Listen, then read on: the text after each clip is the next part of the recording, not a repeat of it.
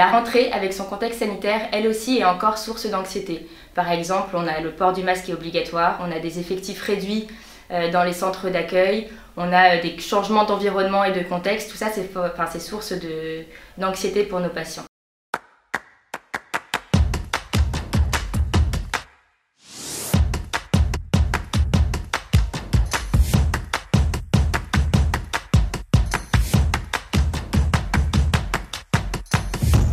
Les changements liés au confinement et au déconfinement ont bousculé les habitudes et les repères des patients avec une déficience intellectuelle. Cela a provoqué une anxiété qui a pu aller jusqu'à des troubles du comportement.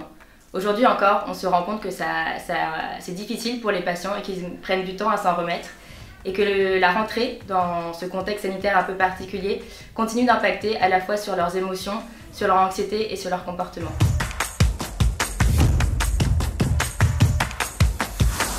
Nous avons tous plus ou moins été impactés par les changements liés au coronavirus. Néanmoins, on observe que pour les personnes avec une déficience intellectuelle, ça a été particulièrement difficile parce que plus encore que les autres, ils ont besoin d'un cadre, d'un environnement qui soit stable et régulier pour les aider à être sereins.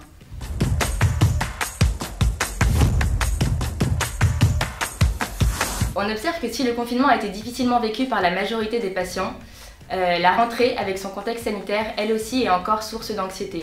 Par exemple, on a le port du masque qui est obligatoire, on a des effectifs réduits dans les centres d'accueil, on a des changements d'environnement et de contexte, tout ça c'est source d'anxiété pour nos patients. Dans ce contexte de changement de repères, on observe que c'est vraiment l'anxiété et le manque de repères qui sont au premier plan des difficultés de nos patients. Donc pour les aider, ce qu'on peut proposer, c'est de réintégrer des repères, par exemple temporels, à l'aide de petits visuels.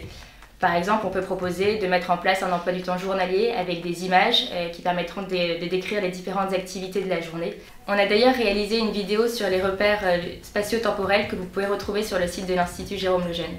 Dans un deuxième temps, je conseillerais de limiter les expositions aux médias, qui sont vraiment source d'anxiété pour nos patients aussi. Et dans un dernier temps, je conseillerais aux proches de prendre le temps d'écouter le patient, de prendre le temps d'échanger avec eux sur leurs ressentis, sur leurs émotions, justement pour pouvoir les aider au plus proche de leurs besoins.